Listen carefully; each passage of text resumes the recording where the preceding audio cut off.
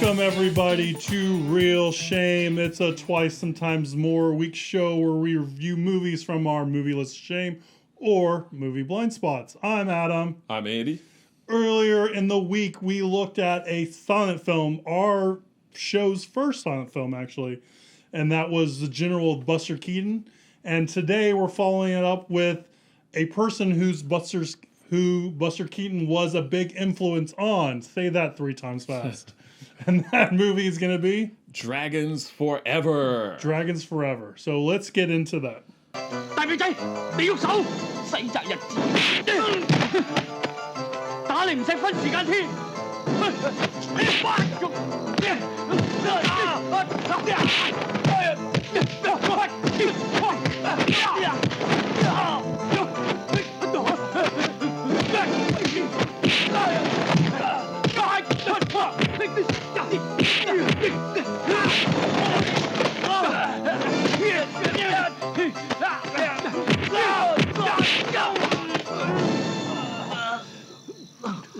Alrighty, so Dragons Forever is a 1988 action comedy film starring Jackie Chan, Sammo Hung, and Yuen Biao.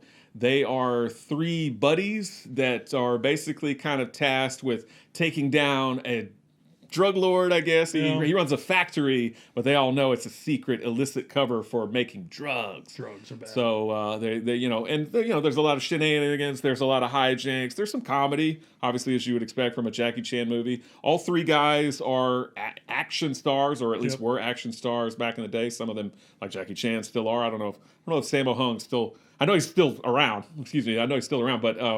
I don't know how much action he's doing. Yeah, true. But I think he's still directing stuff. And he directed this. He did direct this, yes. But yeah, it's a film neither one of us had ever seen. Nope, we have not.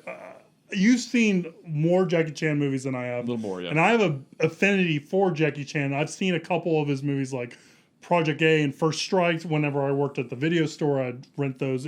Anytime I saw a new Jackie Chan movie, I'd try to rent it. But I think you've probably seen more of his oeuvre, or however you say that French word. But there's still a lot left to see. He has a ton of movies. It's ridiculous how many movies he has.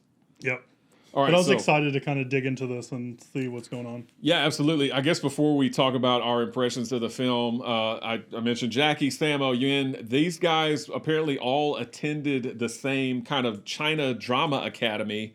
It's a Peking opera school, and they all knew each other. I mean, they were all kind of, I don't want to say necessarily grew up together, but they were kind of friendly and kind of knew each other. Sammo, I think, is a little older than Jackie and Yuen, who are of comparable age. But they had done other movies prior to Dragons Forever in the 1980s. They did Project A, which you mentioned, Wheels on Meals. There's a trilogy of movies called the Lucky Stars trilogy, which apparently they're in. And I haven't seen any of that stuff. I haven't heard of it. Yeah, well, yeah, I mean, it's crazy. But I think Dragons Forever is the last film that all 3 of them did together. So this was kind of their last hurrah as far as that goes. Again, they're all still doing stuff now, but they just haven't been collaborating in that way. Jackie himself began, again, as a child actor.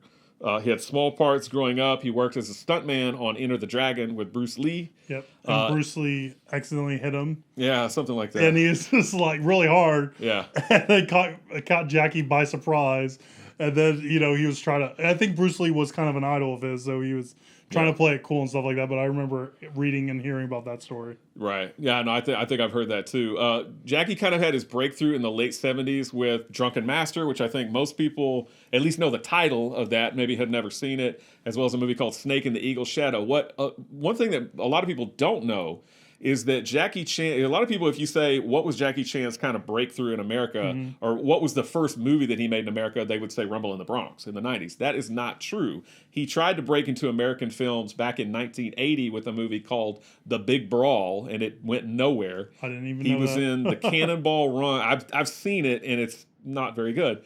He was in The Cannonball Run with Burt Reynolds. Burt Reynolds car movie? Yep, he's in The Cannonball Run, and that was directed by another stuntman named Hal Needham, who did a few movies with Burt Reynolds. But one thing that Hal Needham did was at the end of Cannonball Run, he showed bloopers and outtakes. Yep. And Jackie Chan loved that idea. So that's why now at the end of Jackie Chan movies, you see the bloopers and the outtakes. And arguably, there are some of the best parts of Jackie Chan movies. Without that, I mean, those movies are much more awesome because it adds to his like mystique and stuff like that, because you're seeing that he's actually doing all this kind of stuff, and you're seeing him get injured and stuff, and it adds to the character that is and persona of Jackie Chan, for sure. Yeah. And you can thank Jackie Chan being in the Cannonball Run. Actually, he's in Cannonball Run 1 and 2, although he's a very small part in both movies. He did one more American production. It was like an American-Hong Kong co-production with Danny Aiello called The Protector in 1984 or 85. It also went nowhere. Hudson Hawks, Danny Aiello? Hudson Hawks, Danny Aiello, yes. So basically, the Big Brawl and the Cannonball Run movies and The Protector didn't do much for Jackie's image over here. He just he didn't become a star. So he mainly focused on making movies back over in Asia. Finally, he came back to America and did Rumble in the Bronx. And that was a big, that was a big thing. Yeah. Do you know what was the tipping point? Like why that became such a big thing? I don't. I just remember like a big to-do being made about it. And same here. Honestly, if I'm going to be really honest, I didn't think that movie was that great, Rumble in the Bronx. Yeah. I think some of his other American outings are probably better, arguably better, but I just remember like it being a big thing that Jackie Chan's making his American debut with Rumble in the Bronx. Yeah, I was the same way. Like I suddenly heard of him out of nowhere. People were like, Jackie Chan. I was like, who is Jackie Chan? And they're like, oh, he's got this movie coming out called Rumble in the Bronx. It's supposed to be awesome, and he does his own stunts and everything. And I remember going to see it at the theater, and I was underwhelmed. I was like, I thought the stunts were cool, but I was like, this movie's kind of lame. But it actually has grown on me a lot over the years. Yeah, I think a lot of it's nostalgia, but I've watched it a few times over the years. I think I like it a lot better now than I used to. But yeah, he did Rumble in the Bronx, and that was distributed by Miramax. And so Miramax was like, hey, this guy's a hit. So they start putting out a lot of his Police Story sequels and just renaming them. So Super Cop came out, which is Police Story 3. Oh, those two. Jackie Chan's First Strike came out. That's Police Story 4. And then, of course, he starts making movies with Chris Tucker. He does the Rush Hour trilogy. Owen Wilson, he does Shanghai Noon, Shanghai Nights. He's got The Medallion with Claire Forlani, Tuxedo with Jennifer Love Hewitt, yada, yada, yada. And, of course, he's the Jackie Chan that we all know and love today. And then what was the latest movie we saw of his? I know I'm putting the last one we saw was The Foreigner. The Foreigner? Yeah, it was The Foreigner. But yeah, it's crazy. He's still pumping out tons of movies every year. Like, because I look on the internet and I see some movie that he came out with that I've never heard of. I'm like, when did he do that? So he's still very, very busy, even though he's, I guess, he's in his 60s. I think now. So yeah, he's still cranking them out. But anyway, so that's Jackie Chan's career.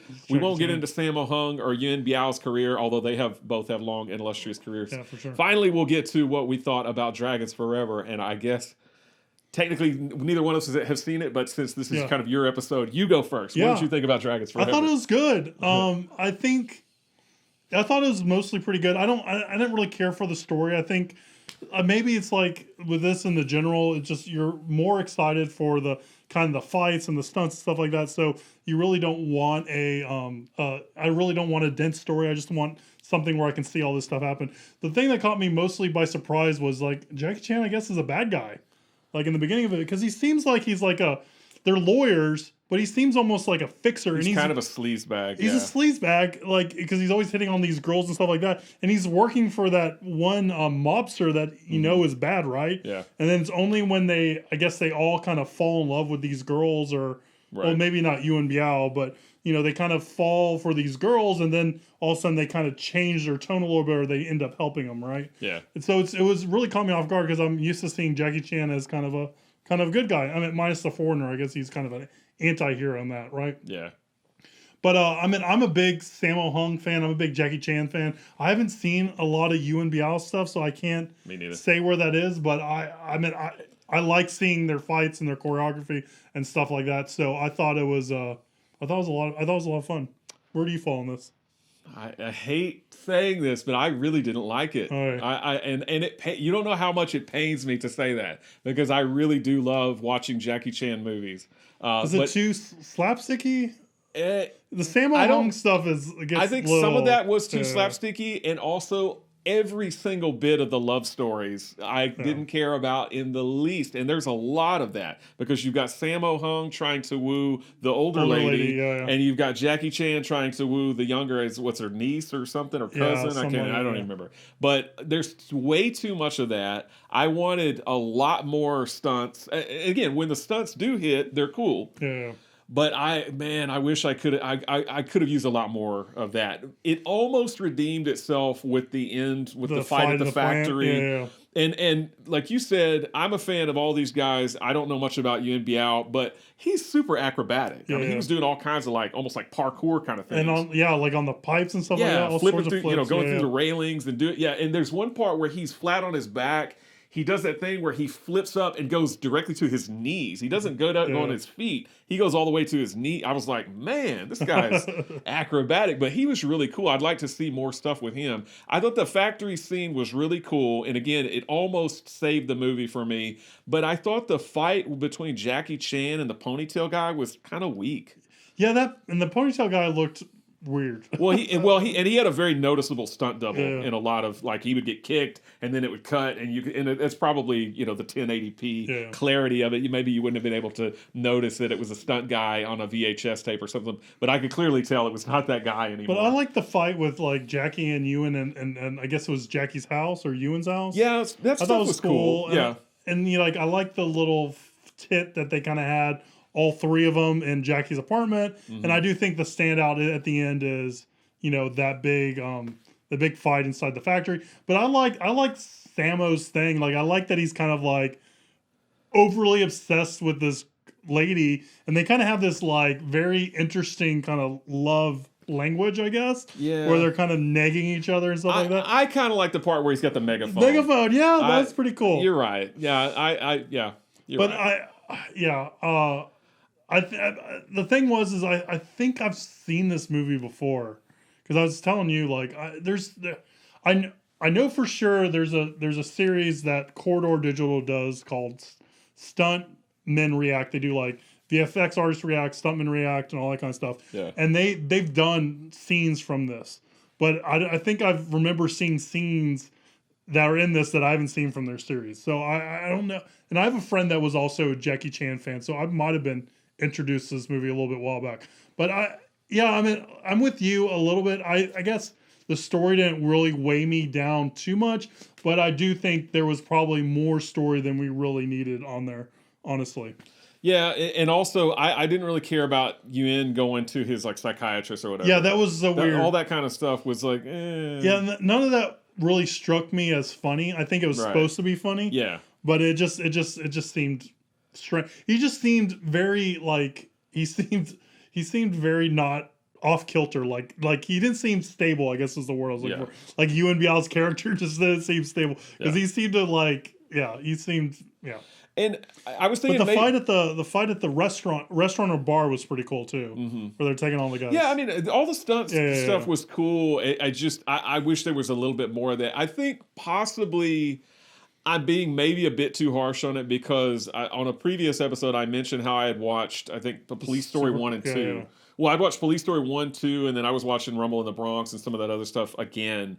And I thought Police Story was just amazing. And I feel like, and I could be wrong, but I feel like Police Story 1 and 2 have a lot more action in them. So I think I'm kind of unfairly comparing it to or maybe fairly comparing it to those, because they're a little more fresh on my mind. Yeah. So maybe I'm being a bit harsher on the movie because of that. But with all the extra love story and Yuen Biao going to the psychiatrist, none of that stuff I really cared that much about. And so I was like, hurry up and get to the action. So at the Draft House, they always play that clip of Jackie Chan as Chun-Li. Yeah. What movie is that in? That's again? City Hunter. I feel like this movie and City Hunter kind of have the same kind of thing, where not action packed, and more like focus on the story and a little bit of action dispersed in there. Because so to me, this feels like of that ilk, rather than like a like a Drunken Master or a Super Cop or Police Story kind of thing. That's true.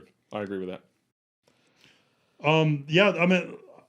I think going into these movies, you kind of know what you're going for. Yeah.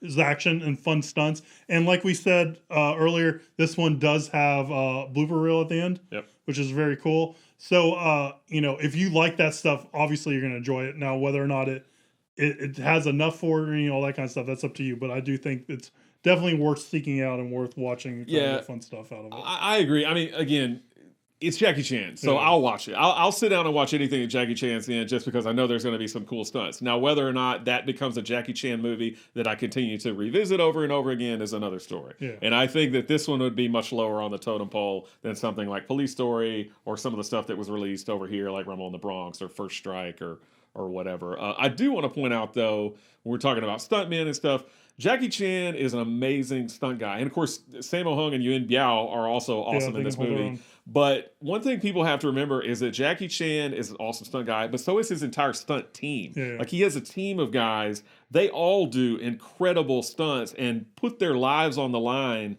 for entertainment. I mean, they're doing things where they're breaking bones and, getting seriously injured in some cases. And then Jackie Chan is too. So having said all that, I am one of these people that I feel like stuntmen and women should have like an Oscar category or something. Yeah, because they again, in some cases they die. I mean, putting their lives on the line literally just to entertain us, to entertain people that love movies. And I don't know about you, but even if a movie's bad, if it's got cool ass stunts, I think it's still worth seeing at least once. Because it's impressive seeing that kind of stuff. So even a bad movie with really impressive stunts, I'll watch it. Yeah, I mean, I'm with you 100%. I think they should have their own category. I think as movie studios prioritize and put all their money into blockbuster movies, and as we're seeing with all these superhero movies, I mean, these superhero movies wouldn't be what they are without the stunt teams and the stunt coordinators and the stunt performers performing these stunts and stuff like that. So I think they should get recognized, and they, like you said, they do elevate the material and make it a whole lot better.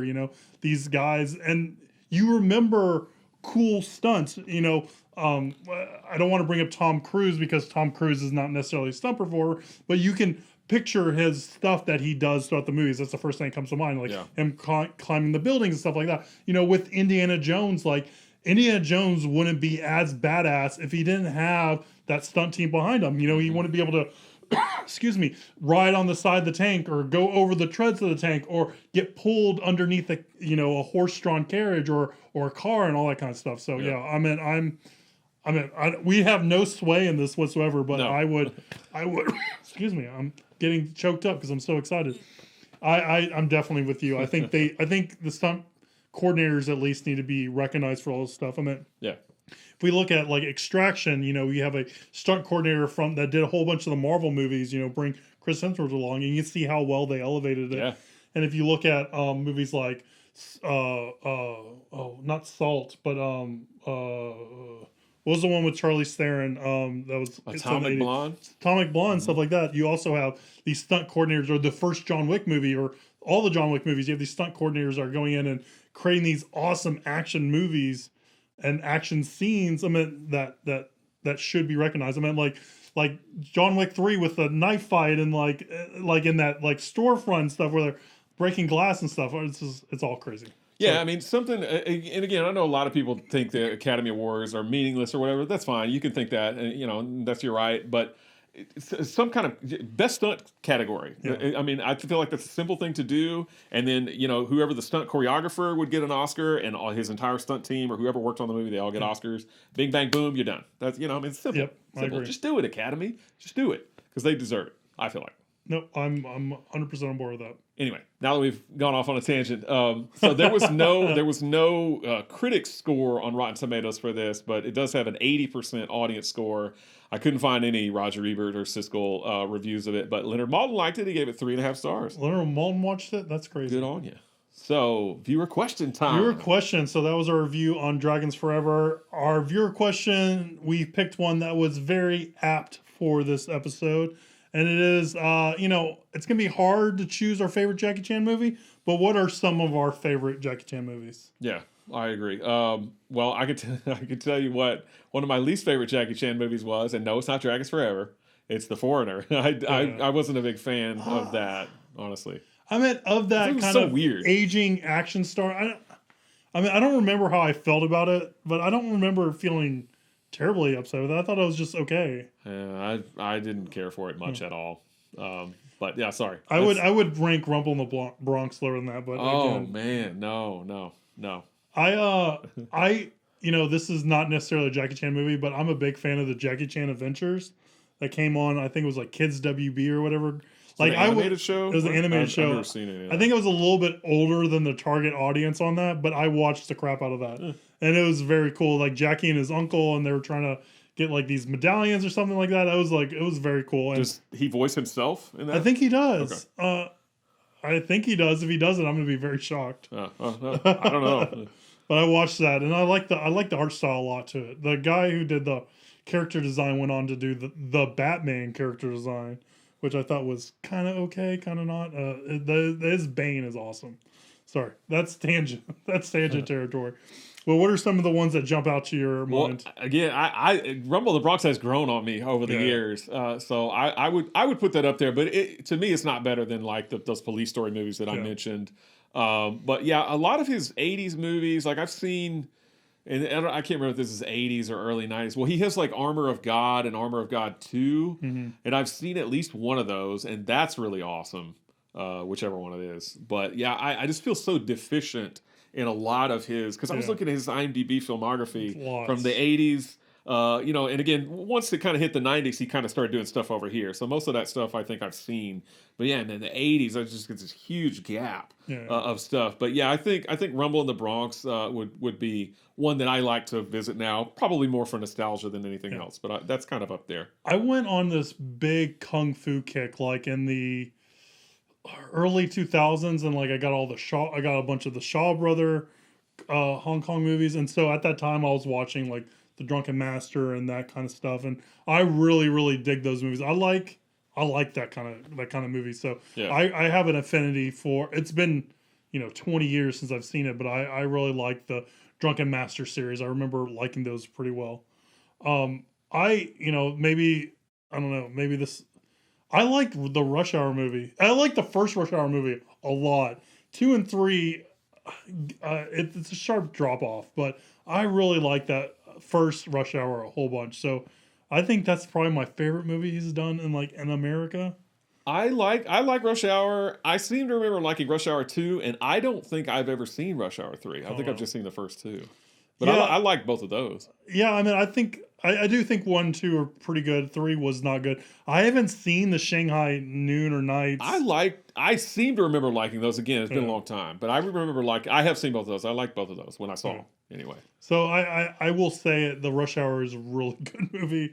If it's directed by Brett Ratner, which